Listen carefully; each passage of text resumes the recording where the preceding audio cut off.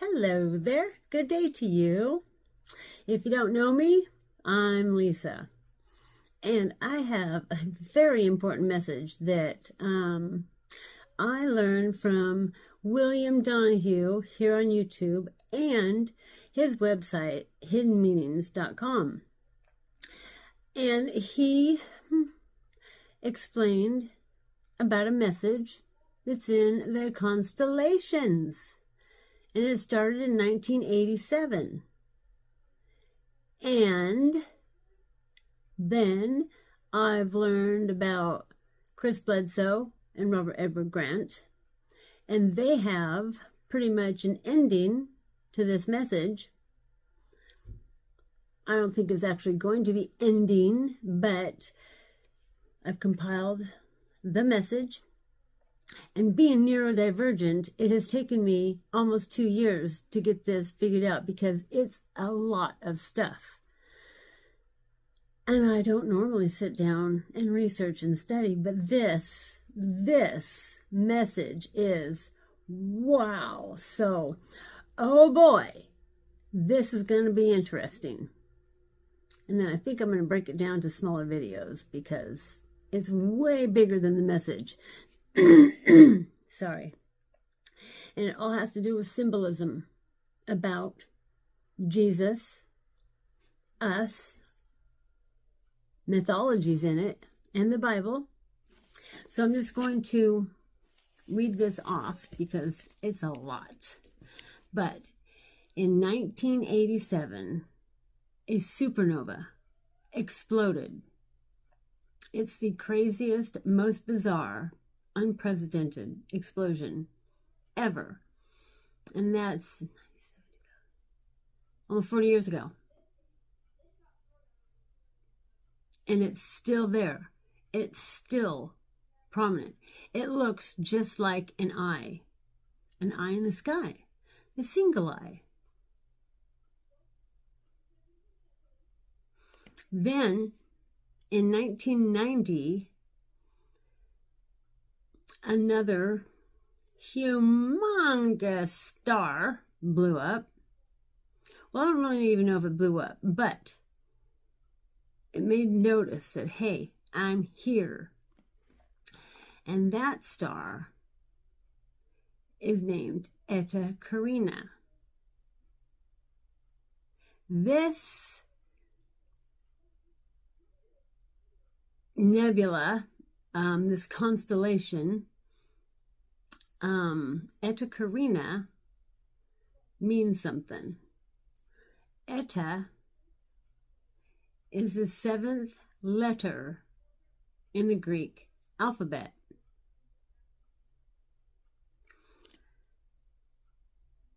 Also, in the Bible, it talks about the 7th angel.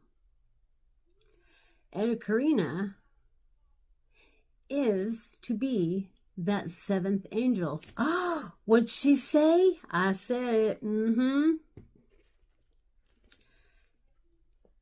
It is in references to life changes and the code of life.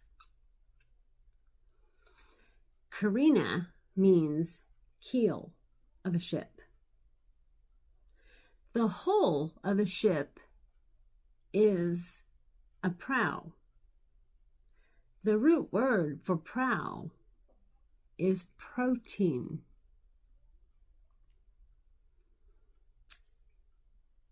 Protein enzymes correct mutant DNA. Oh, it's true.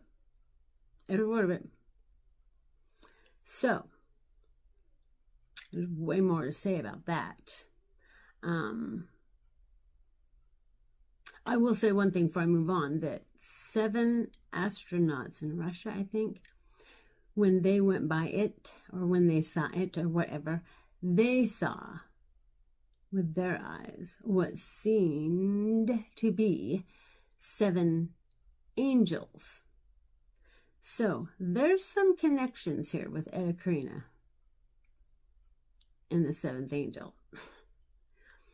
I'm going to move on to October 1991. An ultra high energy cosmic ray hit Earth. It's the highest one ever observed. It was called the Oh My God particle.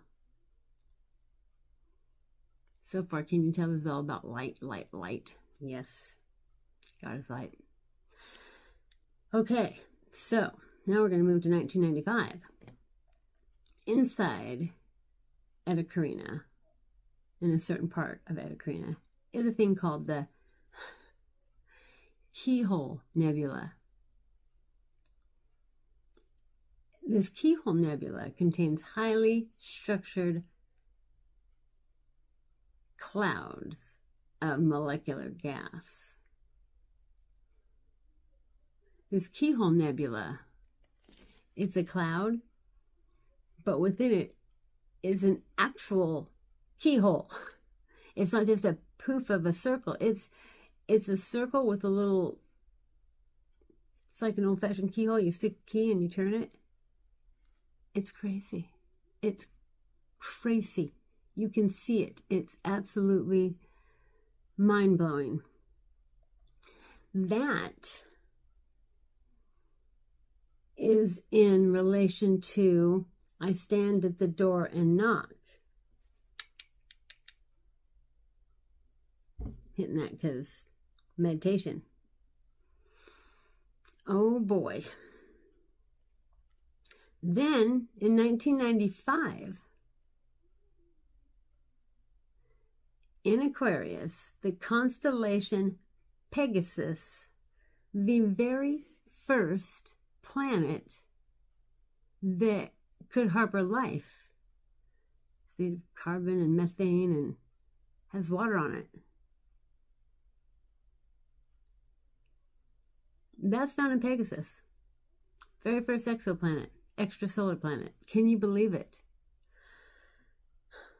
And the even more funnier thing about that, oh my goodness.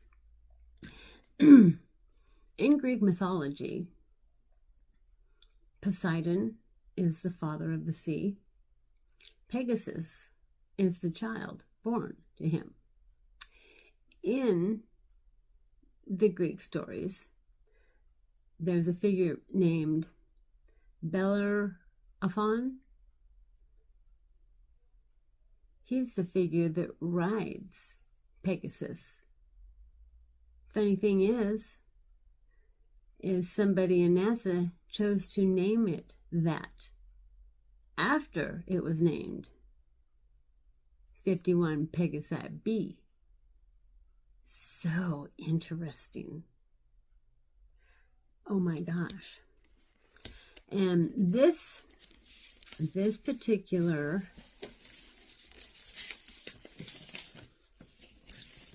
planet is in reference to, or maybe this scripture is in reference to this planet. Revelation 19:11. And I saw heaven opened, and behold, a white horse. And he that sat upon him is called Faithful and True. And in righteousness he doth judge and make war.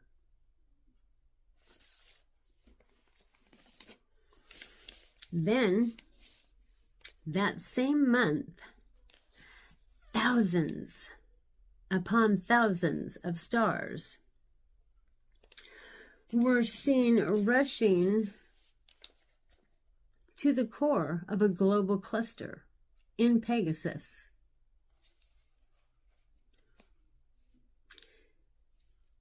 The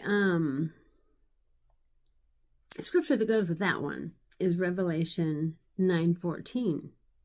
And the armies which are in heaven, clothed in fine linen, white and clean, were following him on a white horse.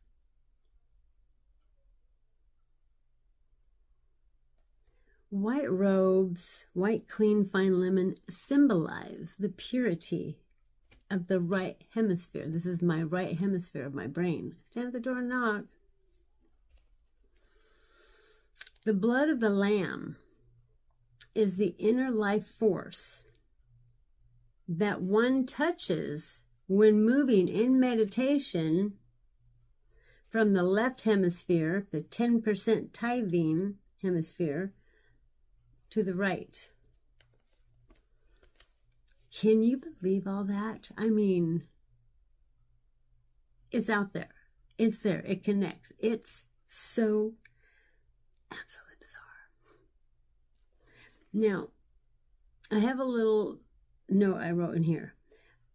William Donahue on YouTube. There's a video he has, number 842, called Religion, Mythology. He explains this so great.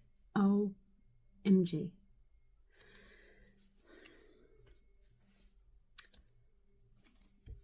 In Greek myth, Pegasus is a white seahorse.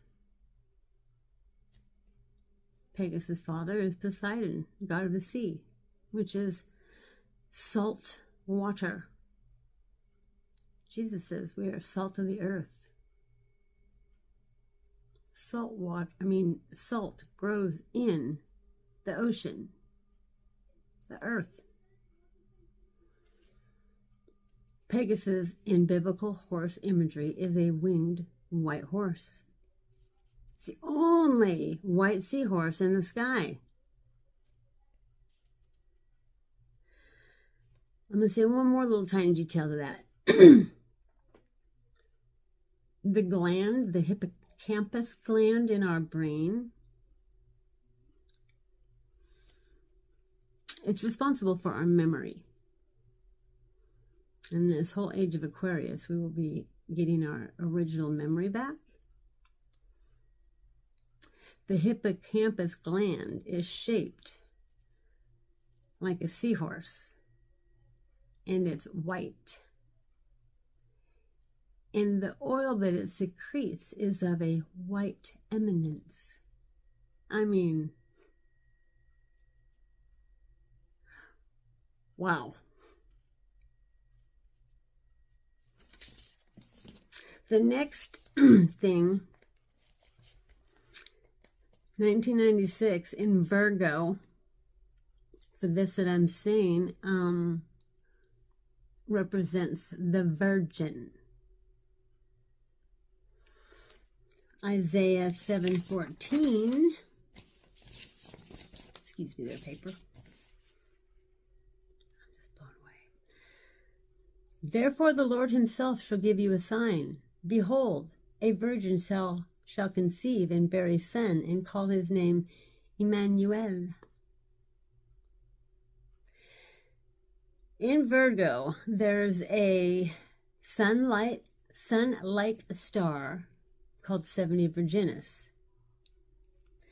The exoplanet, the second one they found, these are like major messages, is in the constellation Virgo.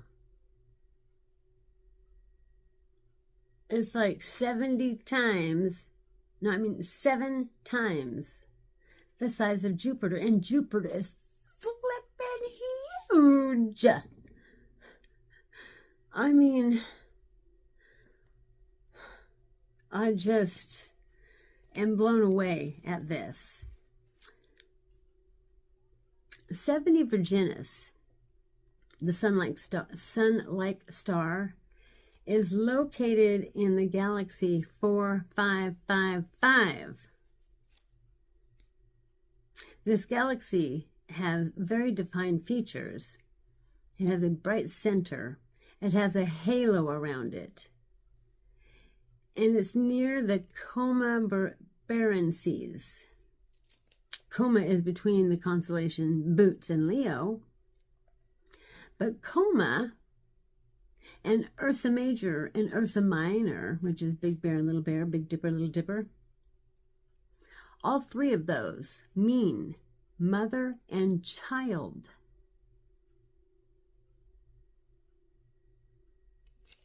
I'm blown away.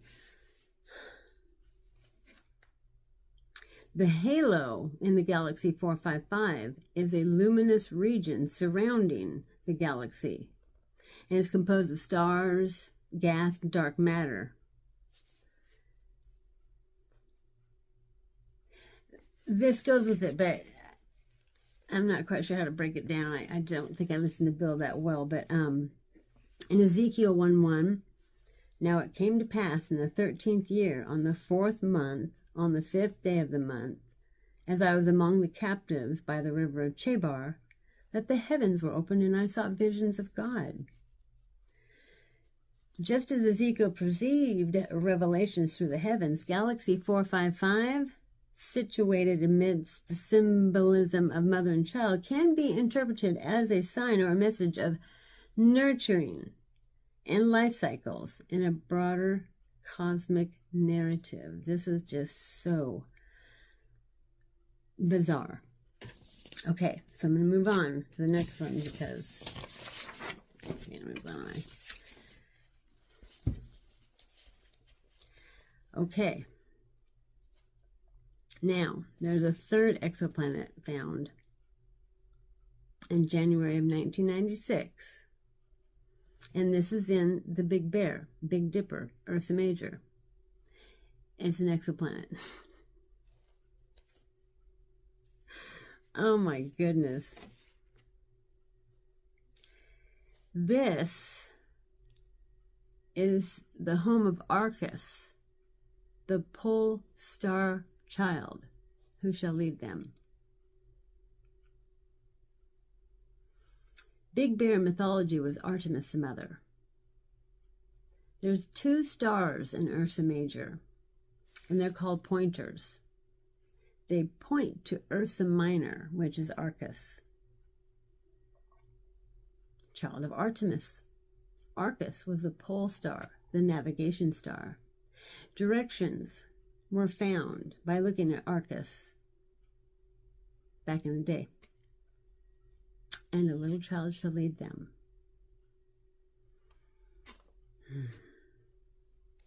Isaiah 11:6, the wolf shall dwell with the lamb, and the leopard shall lie down with the kid, and the calf and the young lion and the fatling together, and the little child shall lead them.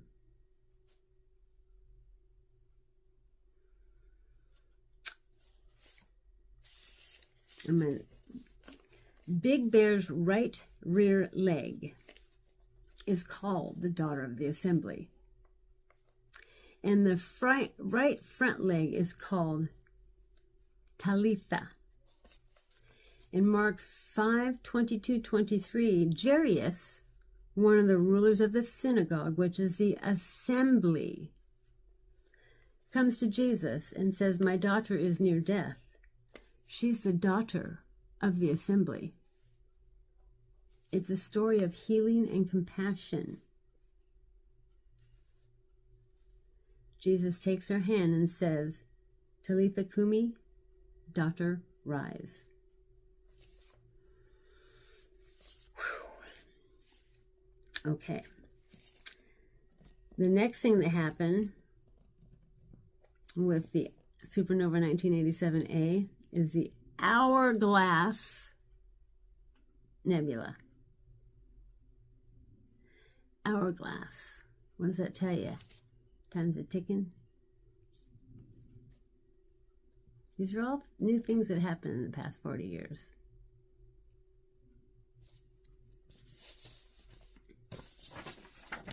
Okay, now, the 4th exoplanet found is in Cancer. And the reason for that is because there's 2 main stars in Cancer, Praesepe and Acellus. Praesepe means manger. Acellus means donkey.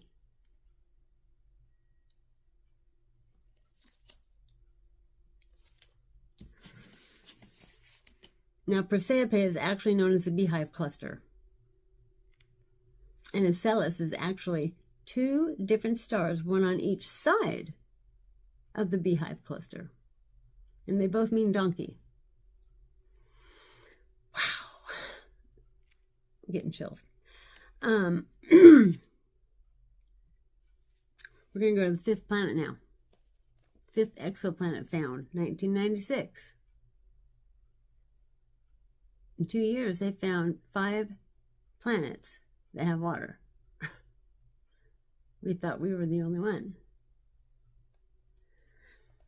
This one's in the constellation Boötes. And Boötes is seen with a sickle, the herdsman, here to cut the bonds of the system. Religion. Set captive minds free.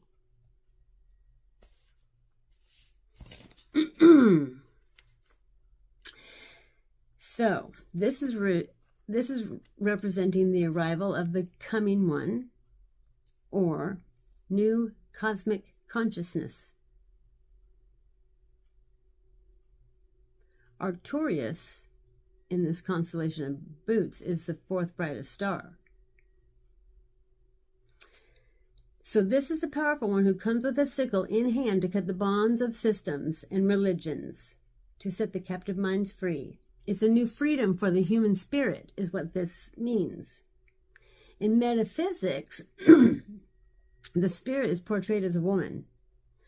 The divine feminine. Have you been hearing about that lately? That was spoken of by Bledsoe in The Lady with her message to humanity.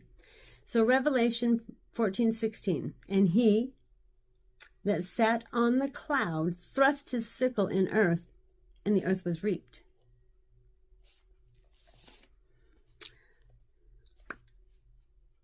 In 1996, the 6th exoplanet was found in the constellation Andromeda. And this is symbolizing the chained woman, freeing of the human spirit. Revelations 12:16. Cosmic consciousness, spirit-freed woman. Revelation 12:16. And the earth helped the woman, and the earth opened her mouth and swallowed up the flood, which the dragon cast out of his mouth.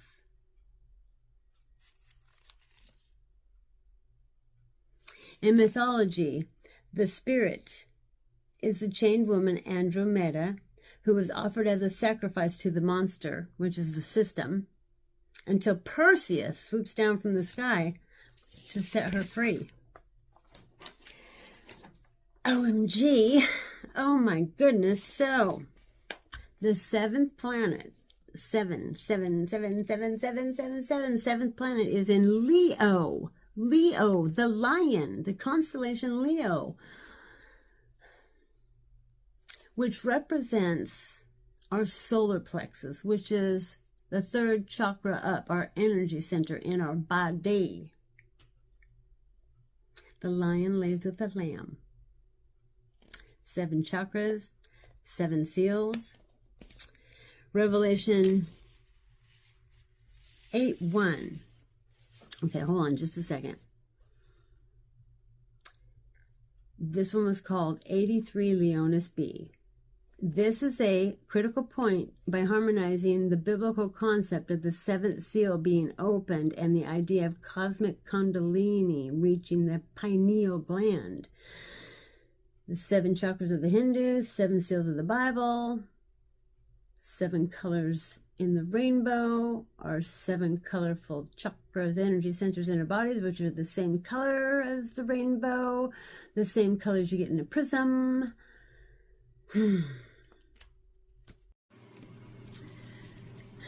So, I took my jacket off. Revelation 5:1. And I saw on the right hand of him that sat on the throne a book, written within, and on the backside, sealed with 7 seals, written within 7 chakras.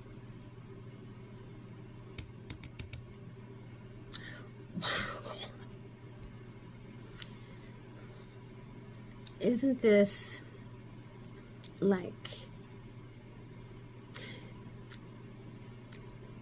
it's just interesting.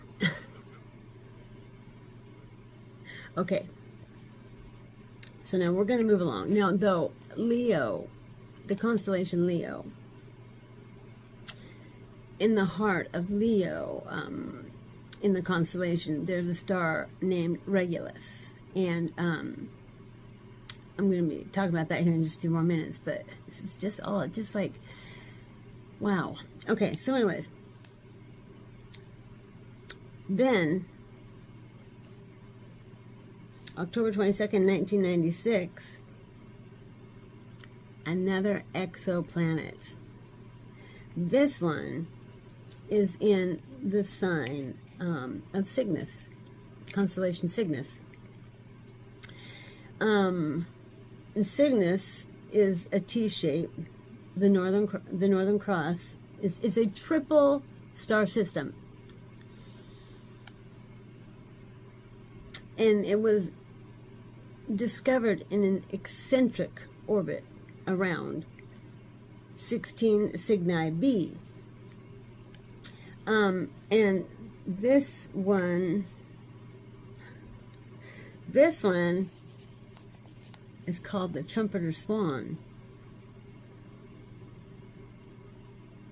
In the constellation Cygnus, the swan, or the Trumpeter Swan, the last trumpet. 1 Corinthians 15:52.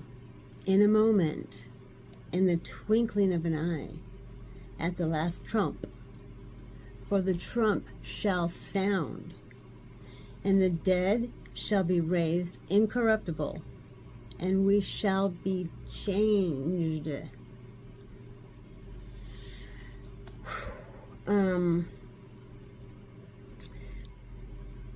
This also, in essence, fulfills a Coptic prophecy of the symbol of 8, which is linked to the last trumpet. Coptic has to do with ancient Egypt, which I'm going to talk about here in a few minutes too. This is just so interesting. Oh my goodness. In the galaxy 4555, the book of Daniel talked about an arm or a hand coming in and writing numbers on the wall, just a hand. The numbers were 4555.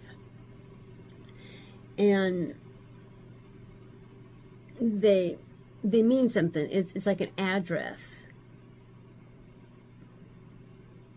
And yeah, it's just really interesting and crazy. So 16 Cygni b, the 8th exoplanet found. And now, after this, there was a silence for 18 months. Nothing new was found. And this silence is symbolically linked to the preparation time for the energy, the 7 chakras, to move to the highest consciousness. And so silence in heaven after the 7th seal is opened. Revelation 8:1. And he had opened the 7th seal. Revelation 8:1. And when he had opened the 7th seal, there was a silence in the heaven, about the space of a half a year, or half an hour, I think is what it actually said. And you know, time in heaven is totally different from time here. And in essence, when you meditate and you are going, you are doing it because you want your Kundalini to rise, which is what it's supposed to do. But for some reason, well, I know the reason, but church, religion, does not communicate that. They make it seem like it's something that's you're not supposed to do, and you're supposed to do it. The reason, my interpretation, my meaning, and so many more people, same meaning. Oh, my kitty cat's in here. What was I going to say? Because when your Kundalini rises and reaches the crown, you literally have been saved. It's the second coming. And I know that sounds bizarre, but believe me, I will have that. I will make sure you understand that. It's the thing we're supposed to be doing, but for some reason, well, that's the reason. If we do that, when we meditate, like I said before in my other videos, the kingdom of God is within you. You are the temple. God dwells in you. And when you do your meditation and everything lines up and your Kundalini comes to light and your body fills with light, you will know right then and there that your church, our churches are keeping that from us, because in all reality, that 10% tithing is your meditation, the 10% of your brain. Church does not want you to know that, because they can't keep you there, keep getting your money, and keep you in this. And the reason why I'm saying this is I spent 30 years following the word, which is great, but yet then when I found out about meditation and I researched it, I'm not very happy with church because of that. I forgive them, but wow. And I'm serious about this. I'm not, flopping around the mud puddles being funny. I'm very serious. Okay, so now let's get to this. The 9th planet. 9 is linked to consciousness, God, consciousness. I'm just going to say this word because it is the whole thing about it. Telepathy. God speaks to us silently. There's no words. It's vibration. It's frequency. The universe. I'm very excited about this, and I'm very serious because it's a very serious situation. We as people, as God's children, deserve to know this. Oh, we deserve to know this like crazy. It's our hearts on the line here. It's not just, oh, my church and this and that. No, it's your heart. Your beautiful, sweet heart. This one is bizarre, okay? So I went through all those, right? This one is about the crown of glory. The 9th planet in 1997. This constellation is shaped like a crown with 7 stars. This 9 exoplanet found orbiting a sun-like star in the constellation Corona Borealis, the northern crown. Number 9 is linked to consciousness and receiving the crown of glory, the crown of Kabbalah, the highest mind. 1 Peter 5:4. And when the chief shepherd shall appear, you shall receive a crown of glory that does not fade away. I mean, that's beautiful. That's absolutely beautiful. So then, after that, in 1998, supernova 1987a, the inner ring caught fire. The eye was on fire. Carbon and iron.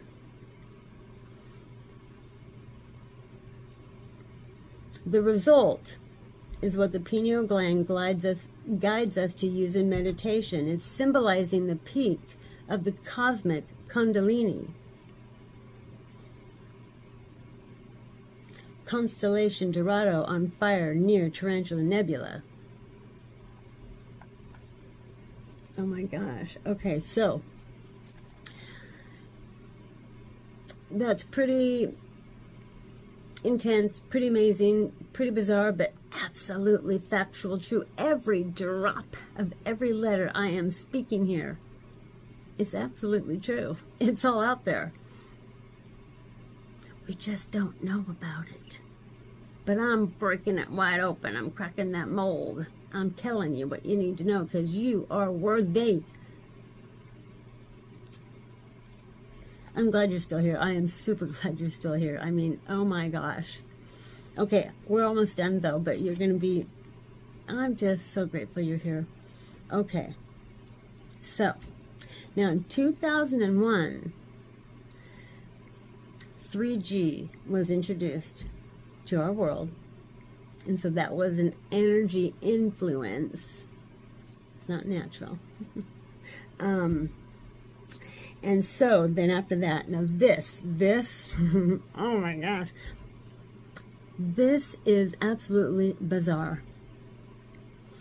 In the constellation Ophiuchus, oh my gosh, in the constellation Ophiuchus, you know what they found? A double helix. A double helix looks like the strand of DNA. It's a strand of DNA way out there in the constellations. That's not normal. There's a couple other things out there recently too, but that right there is another message with all of this. It all combines together. Oh, my dear friend, do you understand? Are you getting this? They're messages. Eta Carina and supernova 1987a. The stuff their elements and stuff that they're pushing out, have been pushing out, did push out. We are receiving that protein enzyme through light rays. And I'm telling you, I'll be making more videos that tell you the proof of it, but oh my gosh, William Donahue, Hidden Meanings, Kelly, Marie Kerr, it's all in there. And plus, I mean, if you break it down and look at it like Bill Donahue has shown us, oh my gosh. I don't think he ever talked about that, though. I found the double helix myself because Donahue hasn't been on YouTube for a long time.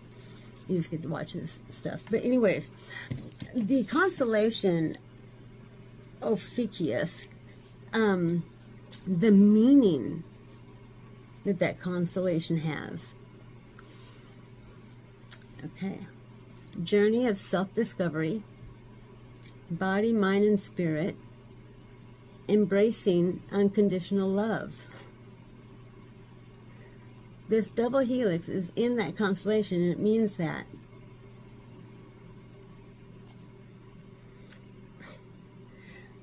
I just kind of want to cry, but I'm not gonna, because it's just like,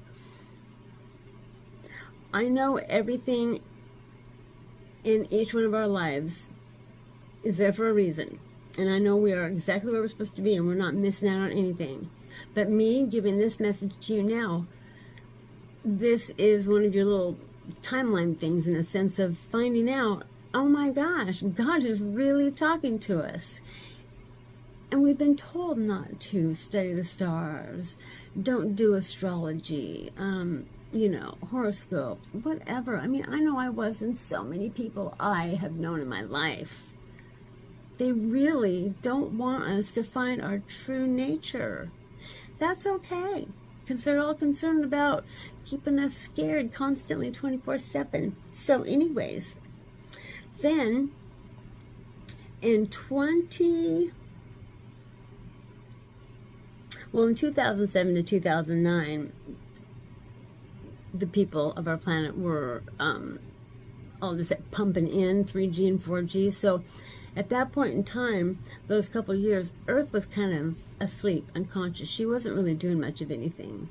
So that kind of bummed me out but that's okay, because everything is as it's supposed to be.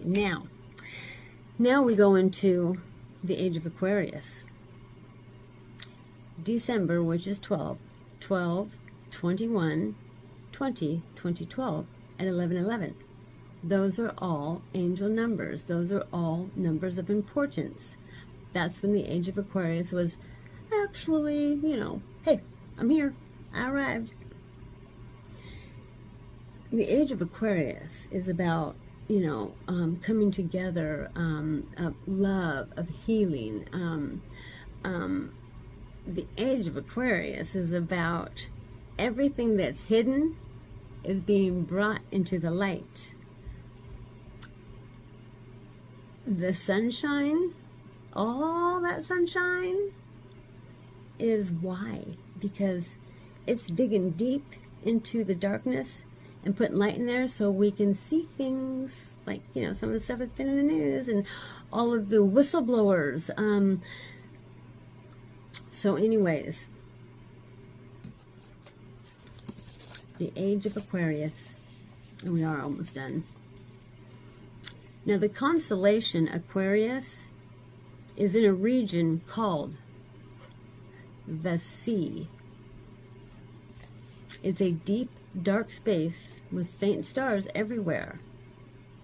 And it's spoken of as celestial sea.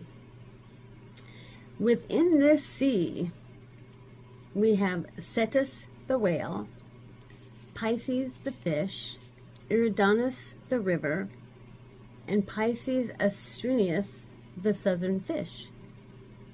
The only brightest star is Fornhont, aka the loneliest star. And we have the water jar in Aquarius.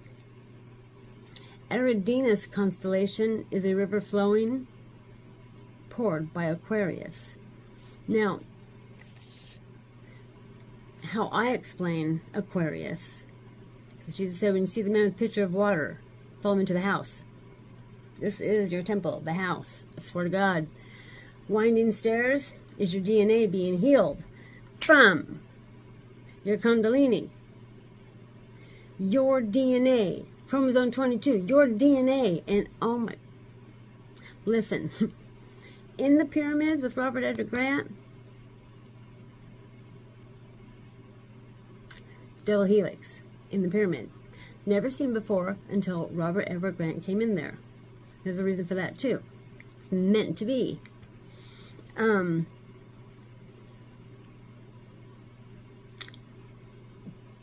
2012 to 2014, there was a solar max increase of solar energy.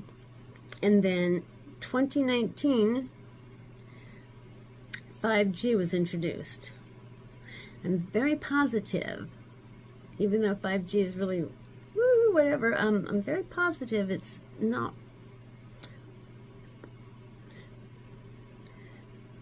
the best to have, but I haven't really dug into that one, so I really can't speak that out loud, but yeah.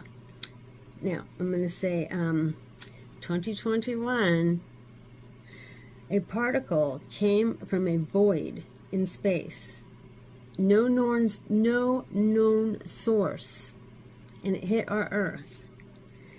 It is the most powerful gamma ray burst ever. Massive, ancient cosmic energy. There's stuff happening.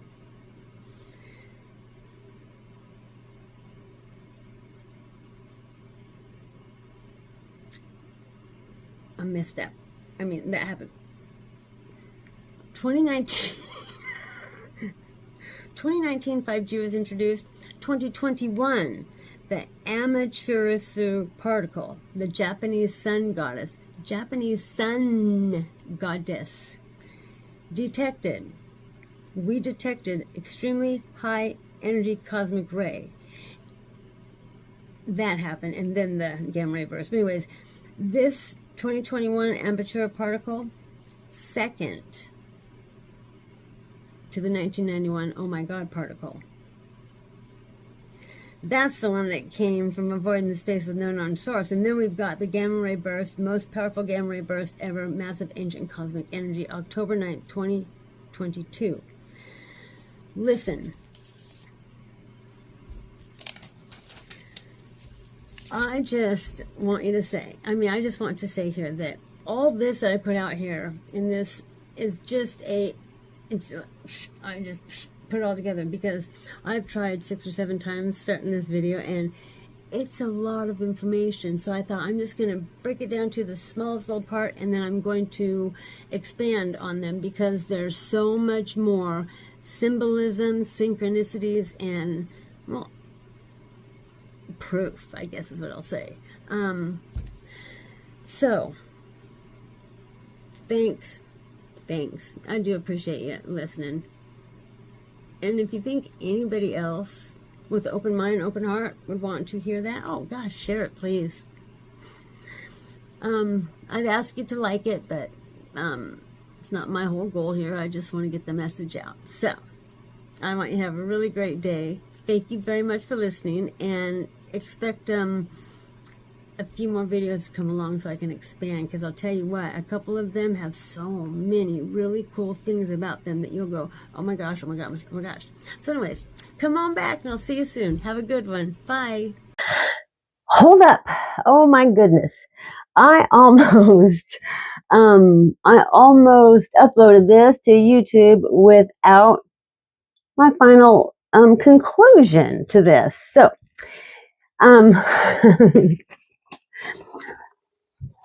going back to the hippocampus.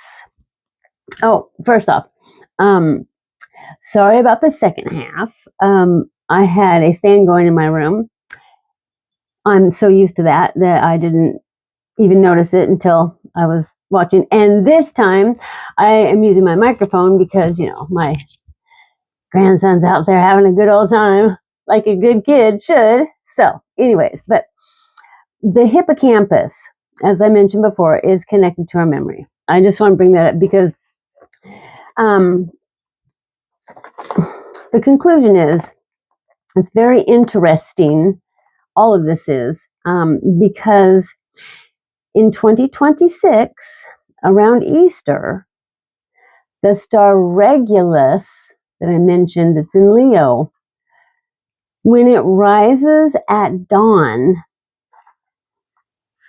and when its light reaches the gaze of the phoenix, of the Sphinx, when it reaches the gaze of the Sphinx in Egypt in 2026, Easter time,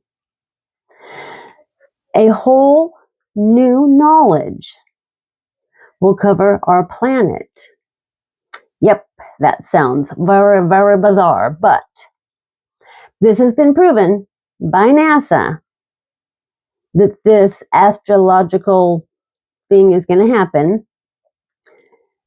because of the Chris Bledsoe story, and also given proof, his story to this, through Robert Edward Grant and his testimony of what he found inside the pyramid in the King's Chamber in Egypt only just recently. Which, that incident was spoken of by a woman named Dolores Cannon, who's since passed, rest in peace, bless her heart, when she was doing a channeled reading many years ago, and she was told that someone would enter the pyramid that held within them an inner light symbol. That symbol would unlock something and expose, through that loving light of a person, a new detailed writing on the walls, which has happened recently through the polymath Robert Edward Grant. A few inscriptions I'm sharing here that he saw is a double helix on the wall that matches up with the double helix in the universe found in 2006. And also on that wall is a celestial cow representing Hathor, the divine feminine that I spoke of earlier, who presented her light body to Chris Bledsoe, the Lady of Fatima. Arriving first to Chris was the actual 1,500-pound transparent celestial cow filled with stars from the universe. Nanoseconds later, she became the Lady of Fatima. Chris realized he was in her orb of light and couldn't move, and they were communicating telepathically. The Lady of Fatima told Chris Bledsoe our world would be returning to a new knowledge at Easter in 2026. It's happening. Chris Bledsoe, he lives in North Carolina. This is his book. UFO of God. Very interesting. He's the man who claims, well, not claims, they say that. I don't know why they can't just say. He's the man that has had a UFO life-changing encounter in 2007 that resulted in physical healing, spiritual awakening, and ongoing interaction with non-human entities, NHI. His experiences involve glowing orbs, which everybody's talking about, angelic figures, prophetic messages, and government interest.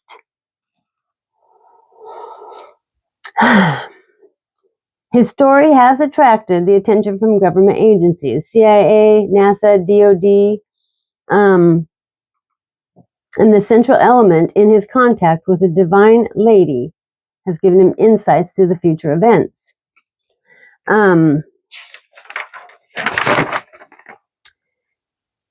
She came to him Easter of 2012.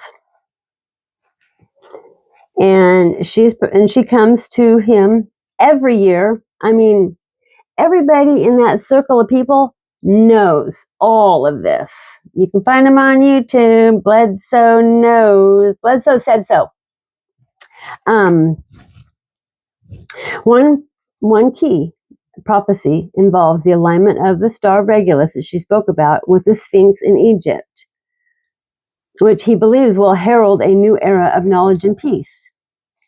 The time's coming when the red star Regulus is sitting on the horizon in the gaze of the Sphinx.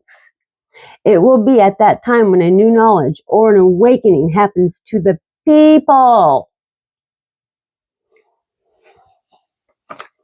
And these are the agencies that have studied him and his family and all the stuff, and they go to his house all the time. DIA, CIA, DOD, and the UK's Ministry of Defence, the Ministry of Defence in England, NASA. Yeah, so Bledsoe believes the entities he encounters are spiritual beings, not necessarily aliens in the traditional sense. He says they're spirits and aligns them with angelic figures from Christian tradition. They can read minds and are connected to human thought. And he also acknowledges, because of what she spoke to him, the existence of a dark force and parasitic entities that oppose the divine, which of course I think we know that. We see it all the time. It's why we get to raise our vibration and choose love, because that's what we're supposed to be doing, period.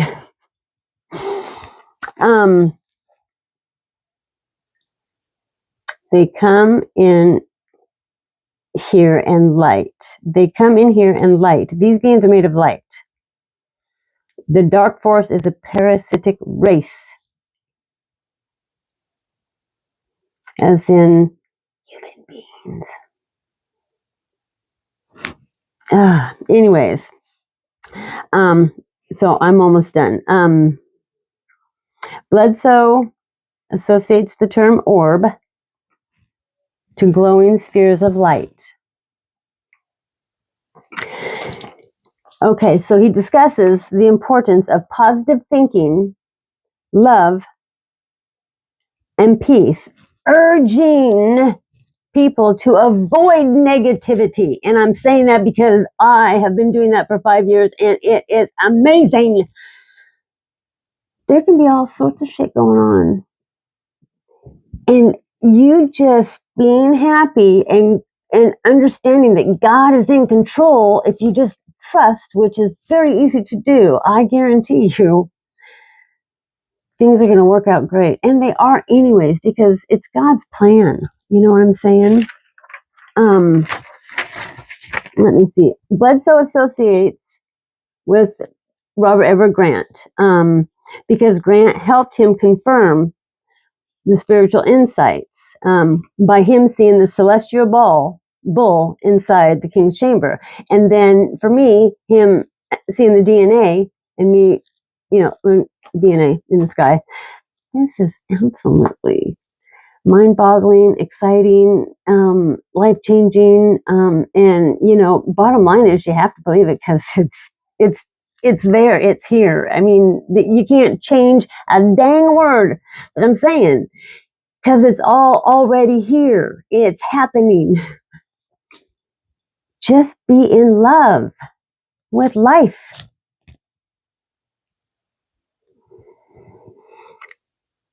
These things can read your mind. They're connected to our thoughts. And I just want to mention that I'm going to put down below Ian Carroll. He did a video on telepathy,